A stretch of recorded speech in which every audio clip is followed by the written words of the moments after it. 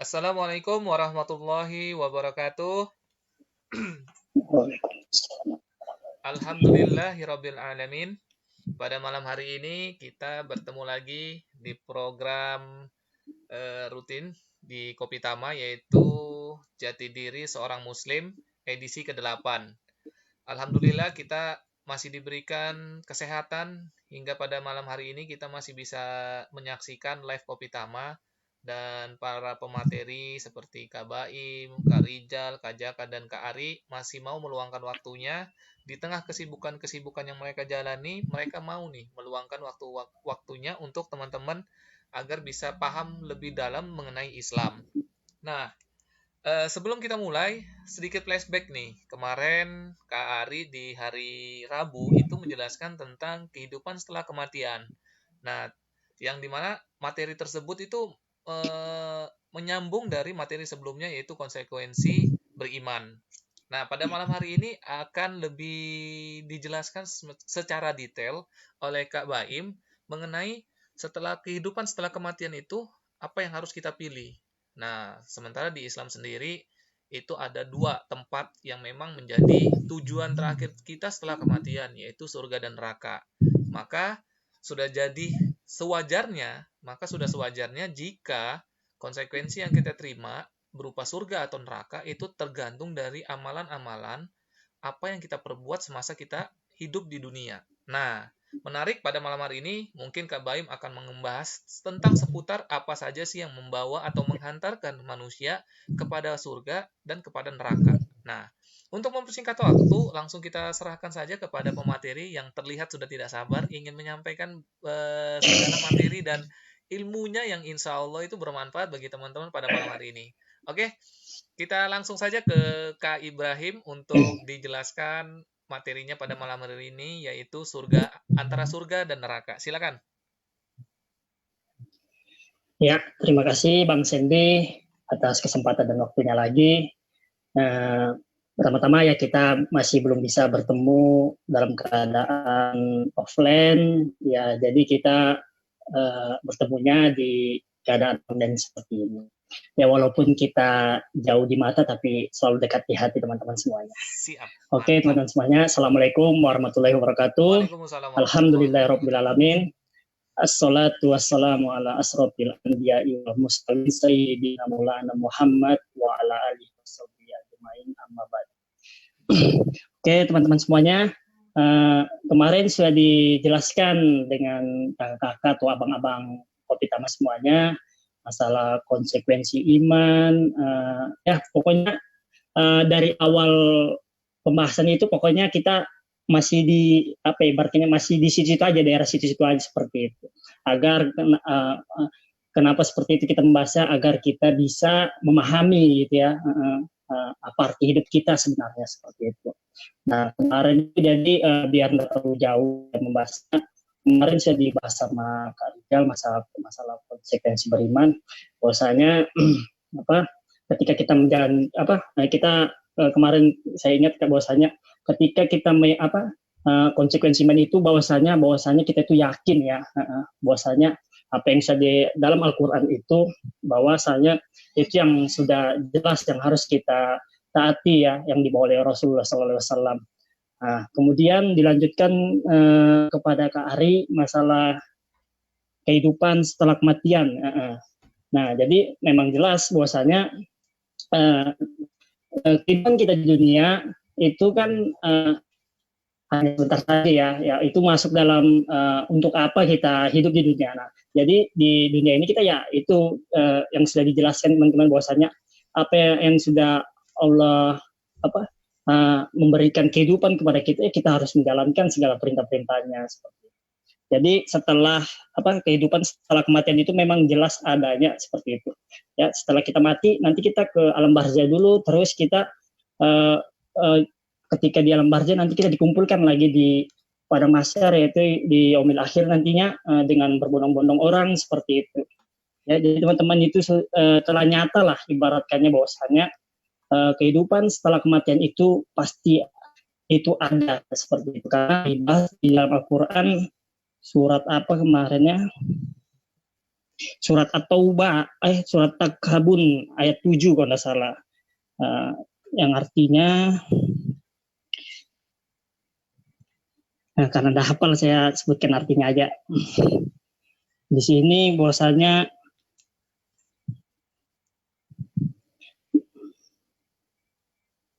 di sini Allah Subhanahu wa taala berfirman yang artinya orang-orang yang kafir mengira bahwa mereka tidak akan dibangkitkan, katakanlah. Jadi misalnya Rasul ini katakanlah kepada hambaku Muhammad, tidak demikian demi Tuhanku, kamu pasti dibangkitkan kemudian diberitakan semua yang telah kamu kerjakan, dan yang demikian itu mudah bagi Allah. Nah, jadi banyak ada beberapa ayat membahas tentang kehidupan setelah kematian itu, bahwasanya pasti adanya teman-teman semuanya. Oke, sebelum kita lebih luas lagi, karena materi yang saya bawakan adalah tentang surga dan neraka, berarti seputaran dosa ya teman-teman semuanya ya. Dosa dan pahala.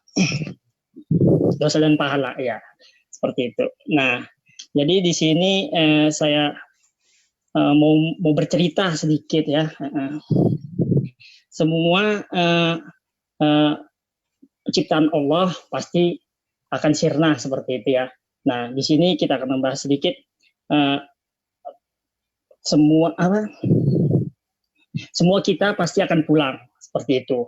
Nah, dari pertanyaan seperti itu, mungkin kita pikirkan bahwasanya ya pasti bahwasanya setelah kita dihidupkan pasti ada kematian seperti itu. Nah, jadi di sini saya akan kasihkan contoh seperti itu. Jadi teman-teman semuanya, contohnya semua kita pasti akan pulang. Contohnya ketika kita bekerja, bagi yang bekerja, ya teman-teman semuanya, ketika kita bekerja, terus itu sudah kita berikan lah kerjaan-kerjaan yang kita sudah selesaikan lah kerjaan-kerjaan kita. Terus itu pertanyaannya mungkin kayak gini, jika sudah kerjaan kita selesai, sudah 8 jam, nah kira-kira teman-teman semuanya ingin pulang enggak selesai pekerjaan seperti itu, selesai mengerjakan kerjaannya itu, kira-kira ingin pulang enggak? Pasti jawabannya pasti mau pulang, enggak mau berdiam diri di kerjaan situ. Ngapain lama di situ, orang dibayar cuma 8 jam seperti itu kan teman-teman semuanya. Jadi seperti itulah kehidupan kita. Nah, jadi kita ini pasti akan pulang. Jadi apa peran kita selama hidup di dunia ini seperti itu. Nah, contoh lagi satu, itu buat yang bekerja, buat yang masih sekolah ya teman-teman semuanya. Contoh misalnya ketika belajar di sekolah, anak-anak adik-adik misalnya kayak gitu kan, ketika guru sudah menyampaikan, misal kayak gini, ketika guru bilang habis pelajaran ini kalian boleh pulang. Nah, bagaimana suasana di satu ruangan kelas itu? Pasti senang kayak gitu kan. Oh iya, alhamdulillah kayak gini, cepatnya pulang kita seperti itu. Ya pokoknya banyak lah yang kita rasakan ya kan, kegembiraan karena yang kita dengar adalah pulang seperti itu. Jadi ketika kita sekolah terus guru bilang ini pelajaran yang terakhir, habis ini kita akan selesai ini kita akan pulang. Pasti disitulah ada rasa kegembiraan karena siapa sih yang udah mau pulang ya? Apalagi sekarang ini kan anak-anak sekarang itu kalau sudah dengar libur sekolah atau pulang cepat itu laju betul sudah seperti itu. Nah, kalau kita kaitkan dengan kehidupan ya seperti ini. Jadi ketika Allah menciptakan kita itu, ya bukan berarti kita itu hanya diciptakan hanya sia-sia seperti itu.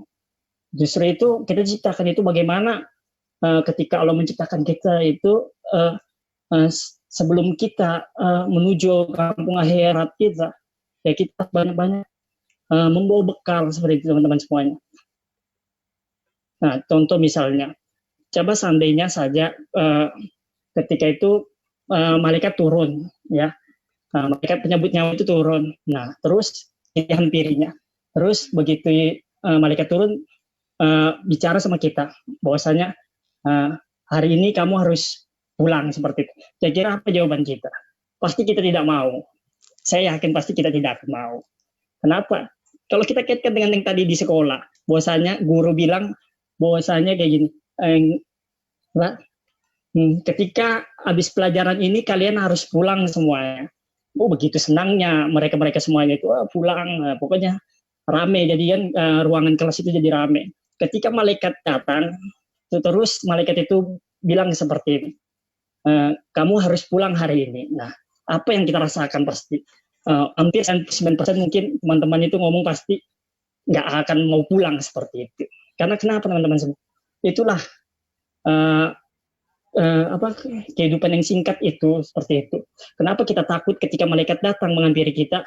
Karena banyaknya dosa-dosa yang masih melekat di dalam diri kita. Nah, jadi teman-teman semuanya, di sini saya akan membahas nanti 10 besar dosa yang ada di dalam Al-Quran, yang disebutkan Al-Quran. Ya mungkin saya jelaskan satu-satu, karena kalau dijelaskan sebenarnya sih panjang sih ini teman-teman semuanya, karena ada 10 dosa besar yang wajib kita ketahui yang di dalam Al-Quran, yang disebutkan di dalam Al-Quran. Yang pertama, syirik. Yang kedua, berputus asa dari rahmat Allah. Yang ketiga, merasa aman dari ancaman Allah. Yang keempat, berbuat dosa kepada kedua orang tua. Yang kelima, membunuh, maksudnya itu membunuh muslim seperti itu ya. Terus menuduh wanita yang soleh atau yang baik, dituduh berbuat zina seperti itu. Yang ketujuh, memakan riba. Yang kedelapan, lari dari medan pertempuran. Nah, terus itu memakan harta anak yatim, dan yang ke-10 adalah berbuat zina. Nah, dari sini ini kalau misalnya mau dijelaskan satu-satu ini lumayan agak lama sedikit Bang Sandy. Jadi gimana, mau dipilih aja salah satunya? Yang dipilih aja salah satunya, yang istilahnya bisa menjadi apa ya bahasanya itu, menjadi pengingat bagi teman-teman bahwa di kehidupan ini. Tapi kalau bisa dikasih 2, Kak Baim. Dikasih 2 maksudnya ada yang terbesar, ada yang istilahnya dosa yang memang itu pada umumnya disepelekan oleh manusia. Kita ketahui kadang ada manusia itu menyepelekan dosa-dosa yang kecil, tapi sementara dosa-dosa kecil itu bisa jadi akan menumpuk melebihi dosa besar yang ada gitu loh. Kalau bisa dikasih 2 contoh, yang paling besar dan paling kecil yang sering manusia itu sering lakukan gitu loh, Kak Baim. Oke, Bang Sandy, mungkin saya akan kasih 3 contoh aja ya, karena ini kayaknya bagus untuk di zaman sekarang ini seperti itu. Oke, lanjut Kak Baim. Ya, yang pertama saya ingin sampaikan masalah berbuat dosa kepada orang tua. Nah, jadi teman-teman semuanya, mungkin kita menyadari, tapi kita kadang melupakannya seperti itu. Kenapa? Contoh ya, kalau ketika orang tua itu memerintahkan sesuatu itu kita kadang masih malas-malasan, masih bilang tunggu. Apalagi zaman sekarang kan, sudah ibaratkannya macam-macam lah, sudah alasannya ya, tentang inilah, tentang itulah. Nah, tapi kita tidak ke situ teman-teman semuanya. Bahwasanya kita harus menyadari bahwasanya ketika kita berbuat kesalahan kepada kedua orang tua itu, sama halnya kita sudah melakukan dosa yang sangat besar. Karena kenapa?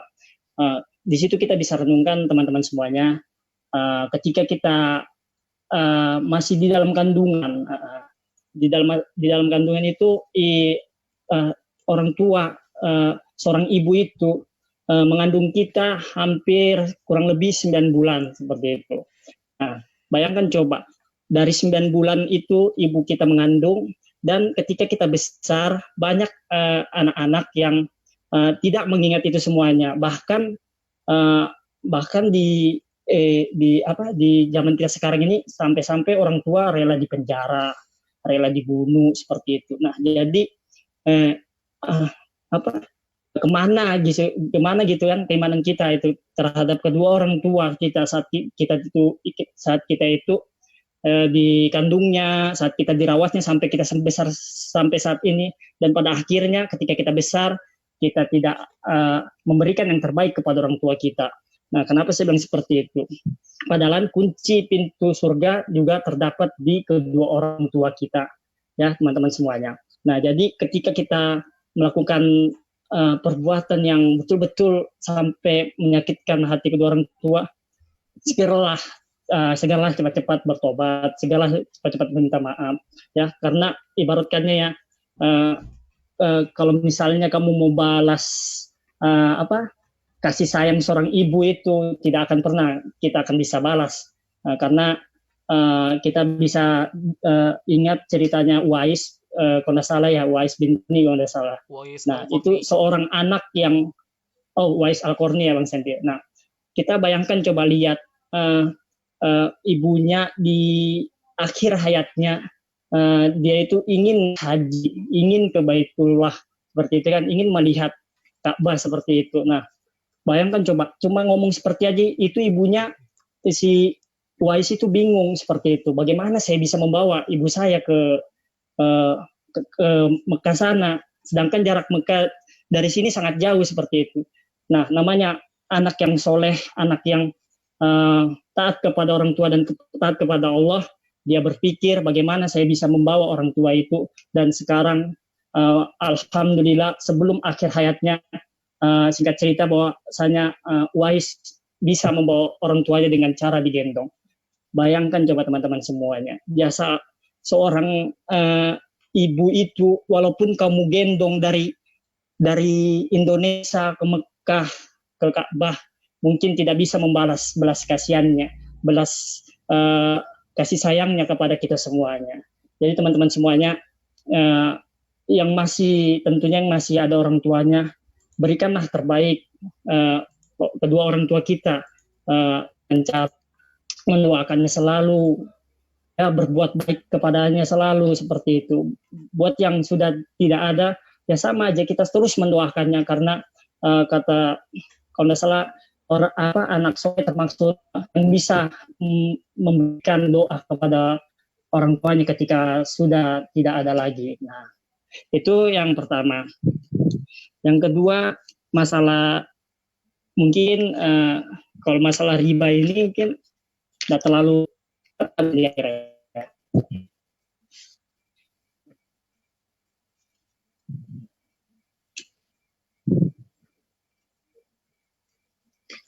mungkin saya bawakan lagi salah satunya, mungkin ya masalah riba aja gini ya teman-teman semuanya ya. Karena kenapa saya ingin membahas masalah riba ini, karena sering betul, bukan sering lagi sih, hampir kita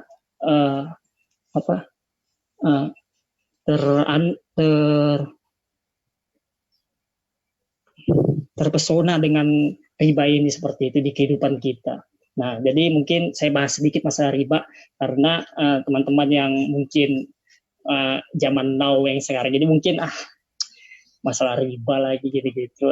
Jadi ya kita harus tahu ya, karena kenapa saya bilang seperti itu, bahwasanya sebelumnya kan sudah dibahas masalah konsekuensi iman. Jadi apa yang sudah ada dalam Al-Quran itu ya kita harus taati, apa yang sudah dilarang kita harus menjauhinya seperti itu teman-teman semuanya. Jadi masalah riba yang kedua ini. Nah, mungkin di kehidupan kita ini sudah terlalu terlalu luar biasa lah, sudah nggak usah dipikirkan lagi lah, hampir memangnya bahwasanya kita itu terjerumus oleh riba. Nah, jadi teman-teman semuanya,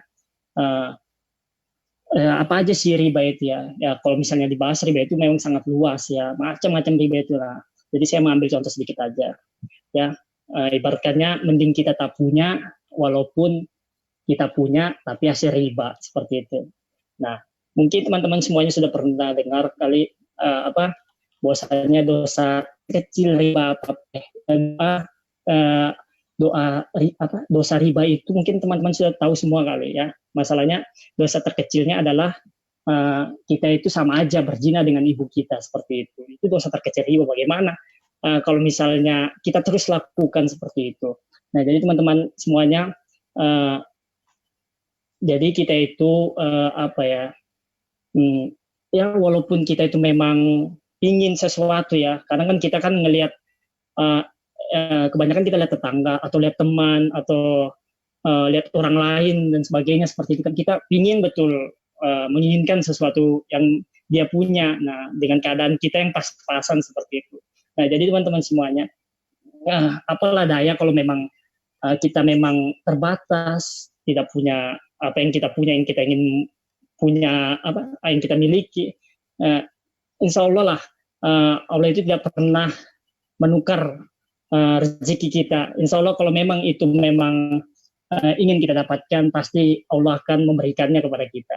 Jadi teman-teman semuanya, bahwasanya riba itu sangat besar dosanya ya, karena termasuk dalam 10 besar dosa ini seperti itu. Ya, ini kalau kita apa jelaskan lagi sangat panjang ini teman-teman semuanya. Jadi intinya apapun yang berkaitan dengan riba, kita sama-sama untuk menjauhinya. Ya, karena itu yang tadi saya bilang bahwasanya riba ini ganas ya, seperti itu ya. Kenapa saya bilang ganas? Walaupun dia tak nampak itu ya, tapi terasa maksudnya itu dilihat ringan aja kan. Misalnya kayak gini, ada orang bilang, enggak apa-apa kok, sedikit, yang penting ada kita apa seperti itu. Nah, ada yang kita punya. Nah, jangankan sedikit, sedikit sama banyak yang namanya sudah dilarang oleh Al-Quran, dilarang oleh syariat Islam, ya sudah tidak boleh kita kerjakan seperti itu. Ya, jadi teman-teman semuanya, mungkin untuk masalah riba mungkin itu ada yang saya jelaskan bahwasanya jangan sekali-sekali kita mencoba memakan riba seperti itu ya. Ya, karena yang tadi saya bilang bahwasanya dosa kepada kita sendiri. Nauzubillah. Oke teman-teman. Yang ketiga masalah berzina. Nah ini yang terakhir masalah berzina ya. Berzina ini mungkin sama halnya kayak riba tadi ya. Kenapa saya bilang ya walaupun sedikit tapi walaupun sedikit nggak apa-apa lah, kayak gitulah bahasanya seperti itu. Nah bagaimana mungkin yang sedikit nggak apa-apa tapi kalau berterusan nanti ya fatal seperti itu teman-teman. Ya, jadi masalah zina ya, sering kita dapatkan apa di zaman mana aja Pak, yang bisa di dunia ini bahwasanya apa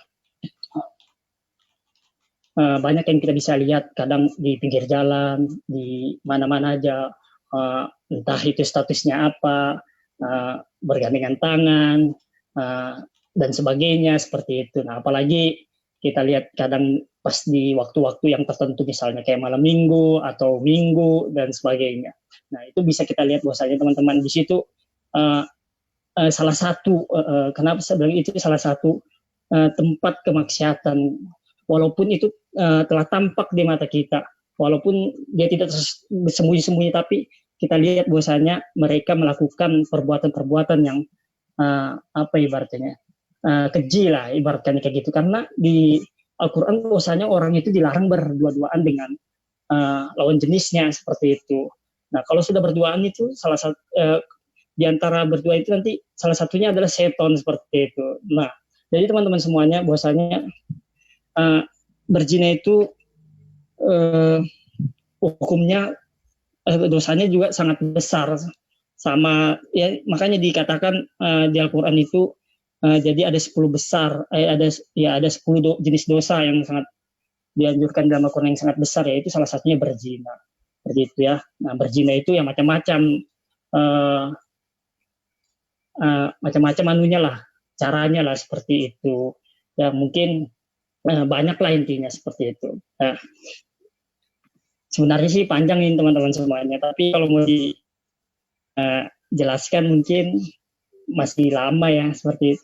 Nah, tapi ini apa kemampuan ilmu saya juga terbatas teman-teman semuanya.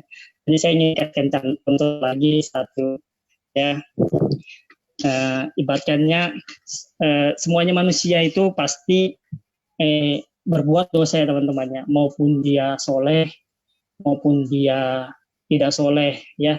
Tapi yang membedakan kita itu ketika mereka melakukan dosa. Nah ini bagi yang soleh, ketika dia melakukan dosa, mereka itu sadar gitu lah, bahwasanya apa yang saya lakukan itu adalah perbuatan yang dilarang oleh syariat Islam seperti itu. Nah kemudian mereka itu bersegera untuk bertobat, untuk memohon ampunan kepada Allah. Nah terus sebaliknya, ketika orang yang tidak menganggap remeh mengerjakan dosa itu, merasa dirinya aman-aman saja. Nah, itu kita bayangkan coba ketika orang melakukan dosa terus dia merasa dirinya itu aman-aman saja. Uh, andaikan malaikat itu datang tiba-tiba terus dia melakukan kemaksiatan di situ. Bagaimana di saat dia melakukan kemaksiatan, malaikat maut mencabut nyawanya. Bagaimana kisahnya ketika malaikat maut itu menjemput orang tersebut dalam keadaan bermaksiat. Nauzubillahimindzalik. Nah, jadi makanya di situ teman-teman semuanya, mengapa Allah menciptakan kita tidak lain hanyalah untuk beribadah kepadanya. Sudah jelas bahwasanya di dalam Al-Quran itu Allah sudah memberikan larangan, memberikan aturan buat kita semuanya agar kita mentaatinya semua. Nah, jangan setengah-setengah ya. Tadi kita mentaati aturan Allah itu setengah-setengah, misalnya contoh riba biar sedikit enggak apa-apa, seperti itu. Pacaran walaupun SMS-an juga enggak apa-apa. Nah, itulah contoh sesuatu yang kita anggap remeh. Salah satunya gitu, kita tidak menjalankan perintah Allah dan sepenuhnya seperti itu. Jadi apa yang kita kerjakan walaupun sedikit dosanya, maksudnya itu kita kerjakan tapi biar sedikit gitu kan, itu biasa-biasa aja. Nah, jadi pentingnya lah teman-teman semuanya.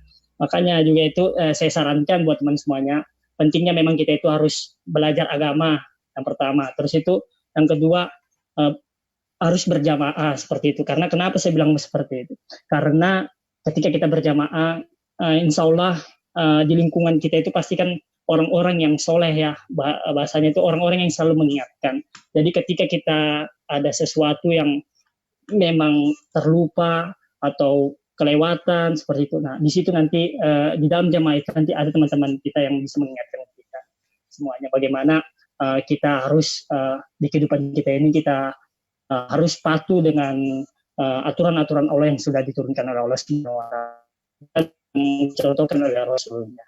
Ya, jadi mungkin itu saja yang bisa saya sampaikan. Kurang lebihnya saya mohon maaf. Assalamualaikum warahmatullahi wabarakatuh. Waalaikumsalam warahmatullahi wabarakatuh. Terima kasih kepada Kak Baim yang pada malam hari ini telah menjelaskan 3 jenis dosa besar. Salah satunya tadi disebutkan adalah tentang durhaka kepada kedua orang tua, terus memakan riba, dan adalah zina. Nah, ini cukup menarik. Yang bisa kita lihat pada umumnya, ketiga dosa ini telah banyak dilakukan oleh manusia pada zaman sekarang ya. Bahkan ketika zaman Rasul aja masih banyak yang melakukan hal seperti itu. Nah, dari ke-10 dosa disebutkan tiga jenis yang dijelaskan oleh Kabaim. Nah, jadi teman-teman, apa kaitannya tentang surga dan neraka? Maka jika kalian ingin hidup bahagia di kehidupan setelah apa ya bahasanya itu ya, kehidupan setelah kematian, maka jauhilah 10 dosa tadi yang disebut oleh Kabaim. Nah, yang 3 tadi telah dijelaskan oleh Kabaim panjang lebar. Yang menarik adalah padahal dosa-dosa ini justru jelas disampaikan di dalam Al-Quran, tetapi banyak orang-orang justru menganggap itu biasa. Seperti tadi yang paling fatal itu yang pada umumnya zaman sekarang anak muda itu melakukan adalah berzina.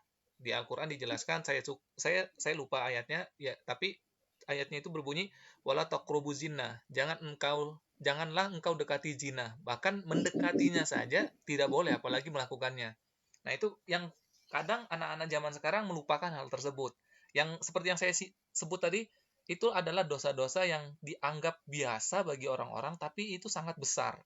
Sehingga dipupuk, istilahnya ditabung, akhirnya makin besar. Nah, cukup menarik. Jadi, apa hubungannya tadi yang dijelaskan oleh Kak Baim tentang surga dan neraka adalah keterkaitan antara dosa dan pahala itu sangat mempengaruhi kehidupan kita setelah kematian.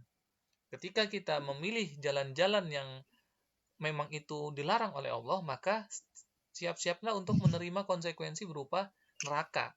Tapi ketika kita mengikuti jalan-jalan yang telah Allah perintahkan, maka bisa jadi itu mengantarkan kita kepada surganya. Bagaimana dijelaskan adalah orang-orang soleh pasti akan melakukan amalan-amalan soleh. Sementara orang-orang yang salah akan melakukan amalan-amalan salah. Nah, Jadi teman-teman, agar kehidupan kita itu bisa memilih surga atau neraka, maka kita harus tahu mana itu dosa, mana itu pahala. Sementara kita sudah dijelaskan di episode-episode sebelumnya bagaimana cara kita mulai metode berpikir, terus kita bagaimana memikirkan tentang kehidupan, alam semesta dan manusia. Terus kita disuruh bertanya kepada diri kita sendiri, dari mana asal kita, untuk apa kita hidup dan akan kemana setelah mati. Itu telah dijelaskan panjang lebar oleh teman-teman Kopitama. Jadi seharusnya apapun yang kita lakukan, baik itu dosa ataupun pahala, kita seharusnya sudah tahu. Bahkan orang-orang yang soleh, orang-orang yang muslim itu ketika dia ingin melakukan sesuatu, dia pasti bertanya dulu, ini asalnya dari mana? Benda ini asalnya dari mana? Halal atau haram? Terus kalau aku lakukan ini halal apa haram? Nah, itu jangan sampai kita jadi muslim yang latah nih. Yang halal jadi haram, yang haram jadi halal. Ada lagi nanti halam, yaitu halal haram. Nah, ini justru jangan sampai kita bertindak seperti muslim yang latah gitu loh. Jadi yang halal dianggap haram, yang haram dianggap halal. Nah, kebalik-balik. Nah, jadi apa yang dijelaskan Kak Baim itu mempengaruhi setiap kehidupan kita. Ketika kita tahu yang dijelaskan dari Kak Baim tapi kita menghindarinya, maka insya Allah kita itu akan selamat di kehidupan setelah kematian.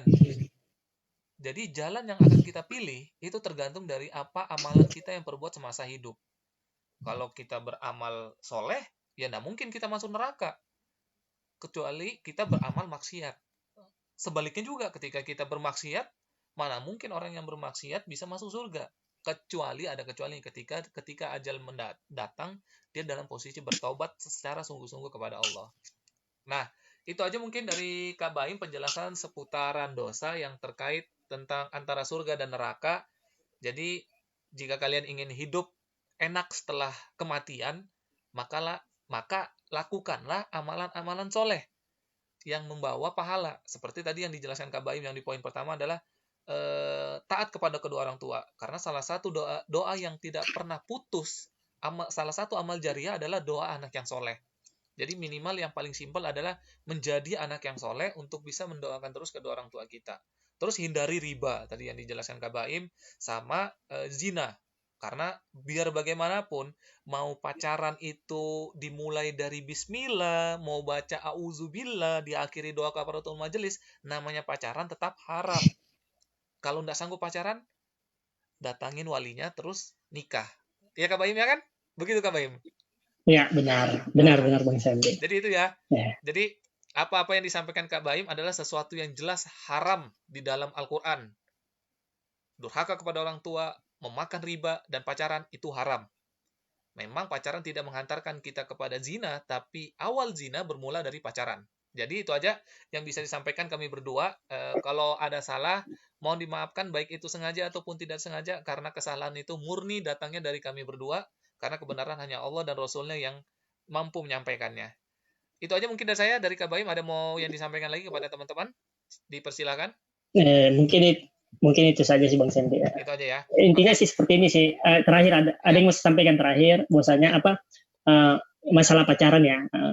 Gimana kita mau bilang pacar itu baik ya, sedangkan yang kita lakukan aja maksiat sudah. Bagaimana kita mau dibilang pacaran itu baik, kalau aja kita langgar aturannya, seperti itu Bang Sandy, ya kan? Iya. Nah mungkin jadi ibaratkannya itu seperti ini. Bagaimana kita mau mendapatkan pasangan, sedangkan aturan Allah aja kita